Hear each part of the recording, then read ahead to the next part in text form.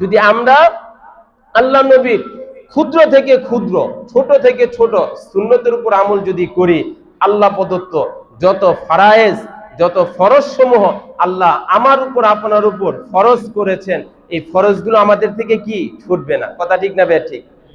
মনে করেন এক ভাই নতুন জায়গা কিনছে, একটা গর্ত ক্ষেত ক্রয় করছে, এখন ভরবে, দেখবেন 4-5টা কাউন্টার বেড়া দেয়, বাদ দেয়, এরপরে জায়গা ভরে কি ভরে না।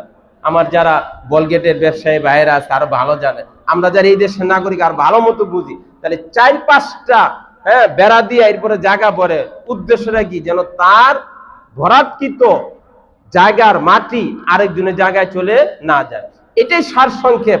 যে যত বেশি আল্লাহ নবীর সুন্নতের অনুসরণ করবে, অনুকরণ করবে, আল্লাহর শাফাত সে তত বেশি পাবে। হাদিস শরীফের মধ্যে আসছে, এক সাহাবী আয়েশা জিজ্ঞাসা করছেন, ইয়া রাসূলুল্লাহ মা সাআ, কিয়ামত কবে? রাসূল বলেন মা সাআ। রাসূল মানে খুব রাগ করে বলেন, কিয়ামত কিয়ামত করো, তুমি কিয়ামতের কি প্রস্তুতি গ্রহণ করছো? কিয়ামত কিয়ামত করো এতই সহজ? কিয়ামতের বিভীষিকাময় অবস্থায় তো কেউ কারোর সাথে পরিচয় দিবে না। আমি নবীর কাছে জিজ্ঞাসা করো, কিয়ামত কিয়ামত, তুমি কিয়ামতের কি প্রস্তুতি গ্রহণ করছো?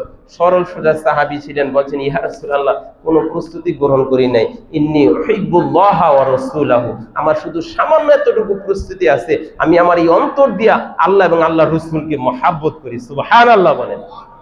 এরপরে রাসূল বলছেন কাল কিয়ামতের মাঠে, হাসরে নাসরে, দুনিয়ার পরে প্রত্যেকটা জায়গায় ওই ব্যক্তি তার সঙ্গে থাকবে যে যাকে মহব্বত করছে। সুবহানাল্লাহ বলেন।